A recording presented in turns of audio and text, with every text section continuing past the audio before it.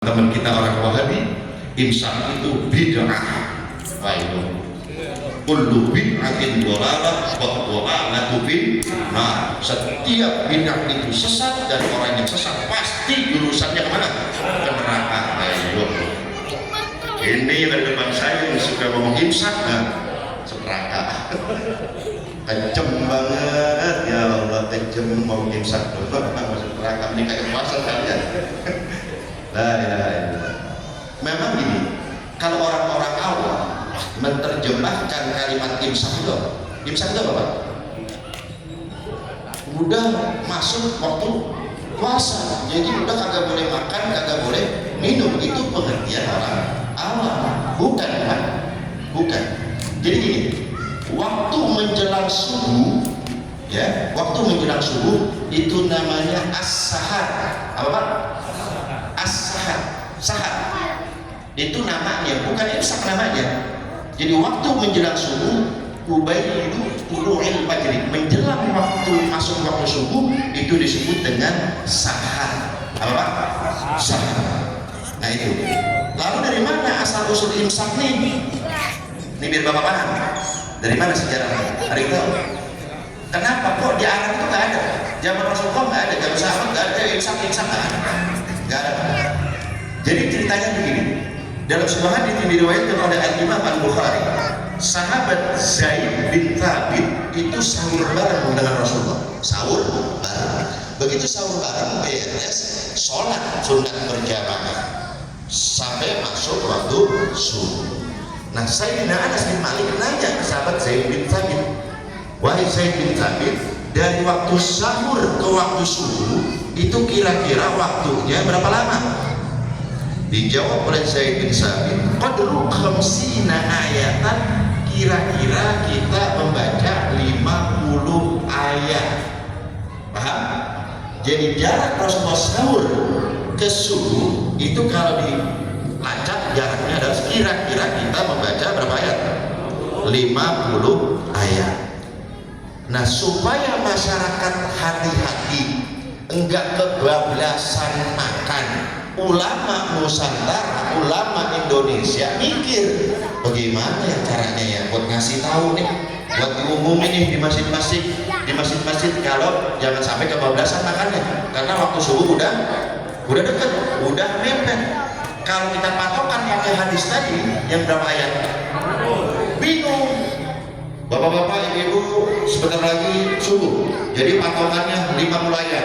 Dimulai dari sekarang. Tok ayat 1, kemudian lagi ayat 2, ayat 3. Lo jangan melomba. Ya, begitu. Kata tanya sebentar. Jangan itu namanya bid'ah gitu. Ya udah ganti aja. Sekalian baca Quran sebanyak 50. Lah baca Qurannya juga bid'ah menjelang sahur, menjelang subuh. Jadi sono bid'ah, kesini bid'ah. Nah, supaya ulama kita ini bisa dipahami sama jamaah, sama masyarakat Indonesia, dibikinin nama nih, kasih kode nih, dinamakanlah dengan nama imsak. Paham? Karena kenapa dinamakan imsak? Sebab puasa as-shaum maknanya adalah al-imsaku 'anil syai', menahan diri dari sesuatu, nahan. Makanya begitu imsak artinya bukan nggak boleh makan, bukan, tapi apa? Tapi nahan, jangan kebablasan, jangan merokok, jangan nyantai, seperti misalnya beri merokok, beri makan. Aku kagak berdua, repot banget. Orang-orang dulu istighfar ini gegas. Yang terakhir, tarawih.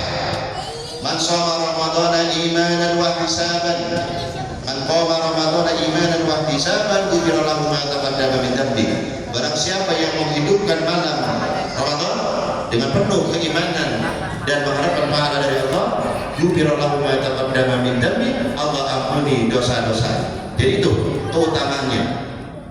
Qama Ramadan maksudnya apa? Salat tarawih, maknanya adalah mengerjakan salat tarawih. Jadi kalau kita terjemahin, barang siapa yang mengerjakan salat tarawih di malam bulan Ramadan, maka Allah ampuni dosa-dosanya yang terdahulu.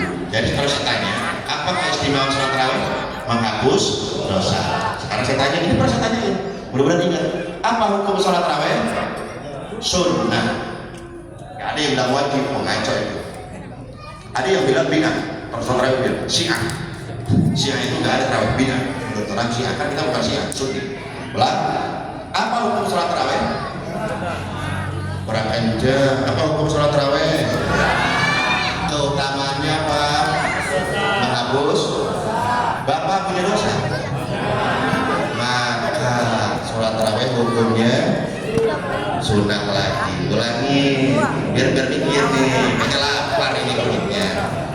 Sholat tarawih hukumnya apa? Keutamaannya apa? Menghapus dosa. Punya dosa.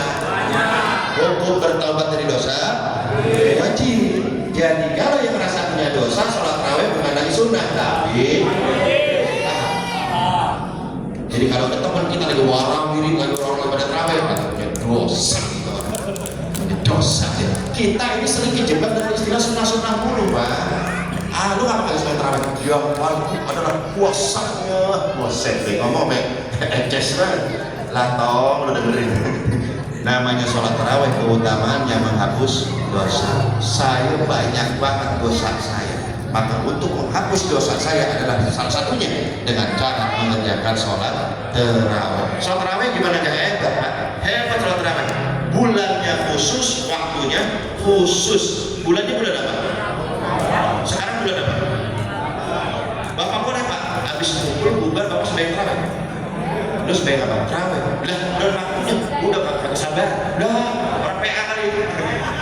Udah mau curi star duluan. Waktunya jam berapa? Habis isya, gue kagak sabar, gue harus maghrib, gue tarawih aja. Lah ini bagus semangatnya mah, cuman kagak pas.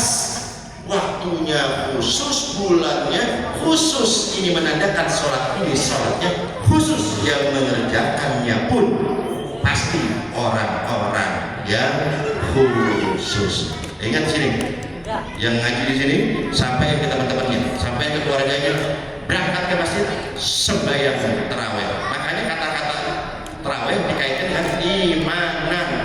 Barang siapa yang mengerjakan tarawih dengan iman, Pak, kalau nggak ada iman berat banget, Pak. Kopi belum dingin, kopi. Begitu kita buka puasa bikin kopi kan rokok nih. Allahu Akbar, Allahu Akbar, udah isya aja. Kopi gua belum dingin, belum. Rokok ya, gebrak. Imanan, imanan. Gua berangkat ke masjid. Tuh, paksain Pak ya. Benar, ada Ustaz Harun di absen. Dia kagak terawih, Pak, kacau itu jadi dosa. Paham ya?